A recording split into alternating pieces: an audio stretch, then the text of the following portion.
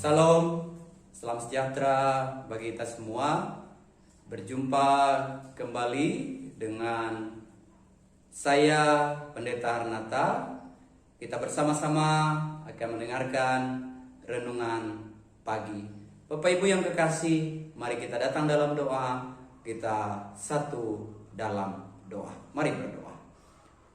Tuhan, kami datang padamu mengucap syukur, berterima kasih. Kami sungguh percaya akan kehadiran-Mu di dalam hidup dan kehidupan kami. Engkau hadir memberikan napas hidup, memberikan kesehatan, memberikan umur panjang kepada kami. Sehingga pagi hari ini Tuhan, kami telah dibangunkan dengan kesehatan kekuatan baru. Dan kami siap untuk menjalani hari di ujung pekan ini. Dan kami hendak diberkati oleh firman Tuhan. Karena itu kami mengarahkan hati, pikiran, telinga kami untuk mendengarkan sabda-Mu.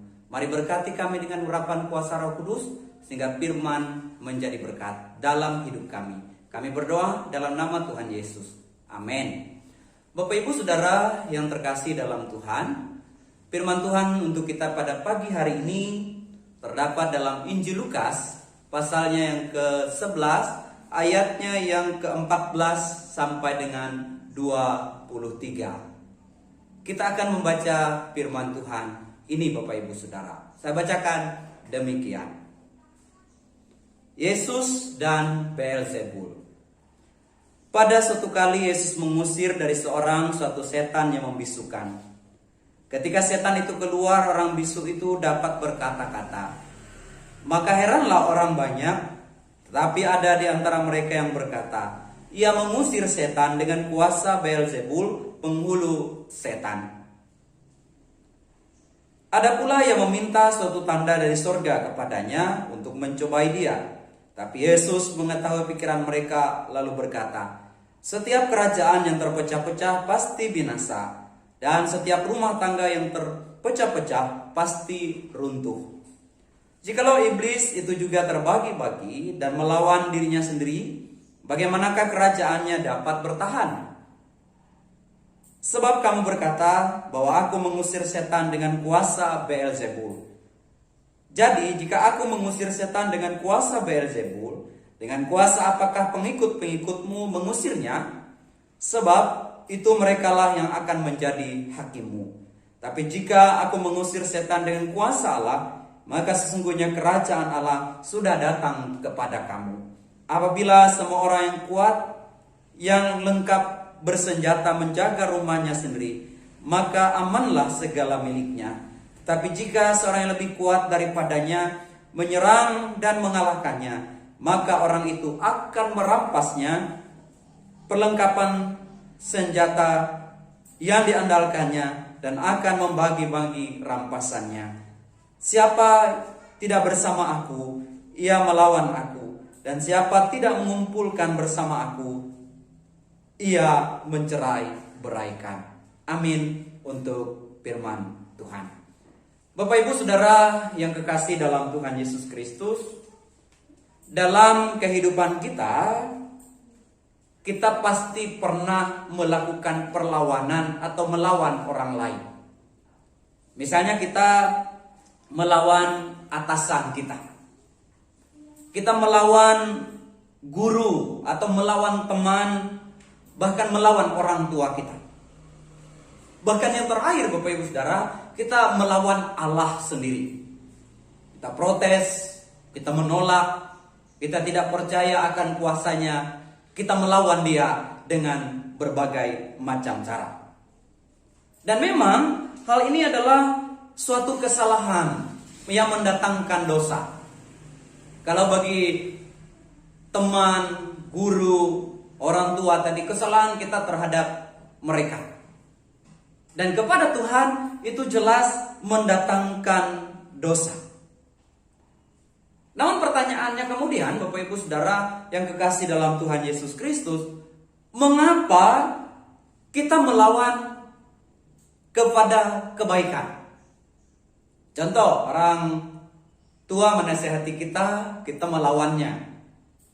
Guru memberikan pelajaran-pelajaran yang baik, kita melawannya, menolaknya. Allah juga hadir ke tengah-tengah kehidupan kita, membawa keselamatan, membawa kasih karunia, membawa berkat bagi kehidupan kita. Tapi kemudian kita tidak mempercayai, bahkan menolaknya. Bahkan saudara, jemaat yang dikasih dalam Tuhan, kalau kita belajar Alkitab Perjanjian Lama, ya, kalau kita membaca kitab Yeremia pasal yang ke-7 ayat 23 sampai dengan 25, di sana dikisahkan tentang juga perlawanan. Ya, kita melihat di sana konsep tentang perlawanan, ya. Di mana di sana berbicara tentang bangsa Israel yang melawan Allah. Padahal Allah itu, Bapak Ibu Saudara, telah menyelamatkan mereka. Telah membawa mereka keluar dari tanah Mesir, telah membebaskan mereka dari tanah Mesir, ya. Tapi orang-orang Israel tidak tahu diri.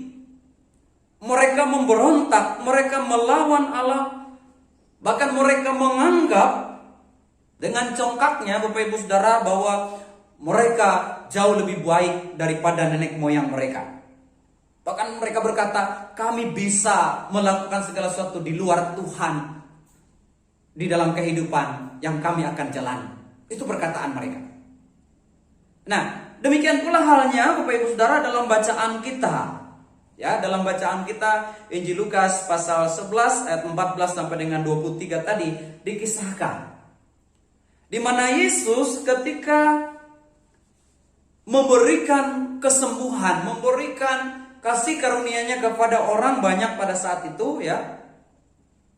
Hal kebenaran itu tidak dianggap sebagai sebuah hal kebenaran. Mereka melakukan perlawanan. Mereka berkata bahwa yang dilakukan oleh Tuhan Yesus itu berasal dari penghulu setan, berasal dari Beelzebul. Ya, berasal dari penghulu setan. Nah, karena itu, ya, Tuhan Yesus kemudian memberikan penjelasan, memberikan perumpamaan dari perlawanan mereka. Dia berkata, tidak mungkin ada perlawanan dalam satu rumah tangga. Karena kalau itu terjadi, maka rumah tangga itu tidak akan bertahan. Artinya masing-masing mengegokan dirinya, terjadi pertengkaran, terjadi pertikaian antara satu dengan lain, maka rumah tangga itu pasti hancur. Maka rumah tangga itu pasti tidak akan bertahan. Nah, maka tidak mungkin dalam hal ini Yesus menggunakan kuasa setan untuk melakukan atau membuat mujizat. Tapi Ia berkuasa. Karena Dia adalah Allah sendiri yang berkuasa mengusir setan, maka kerajaan Allah itu sudah hadir untuk mereka. Karena itu Dia berkata bahwa ketika aku melakukan ini, maka kerajaan Allah itu sudah hadir bagi dunia. Nah, di sini sidang jemaat yang dikasih dalam Tuhan Yesus Kristus, ya, kita melihat dan merenungkan bersama bahwa kejahatan dan dosa, ya, yang dilakukan oleh manusia sejak lahir, manusia tidak lagi bersatu dengan Allah, bahkan melawan Allah, maka tentu ini adalah sesuatu pemberontakan terhadap Allah. Perlawanan terhadap Allah itu mendatangkan dosa. Maka, ya, kita melihat tadi orang Israel yang melawan Allah, dan beberapa orang yang dalam bacaan kita juga melawan Yesus, yang melakukan karya Allah, yang menghadirkan kerajaan Allah bagi mereka. Ini adalah bentuk perlawanan dari hati manusia yang jahat, yang dikuasai oleh iblis, dikuasai oleh kuasa kegelapan.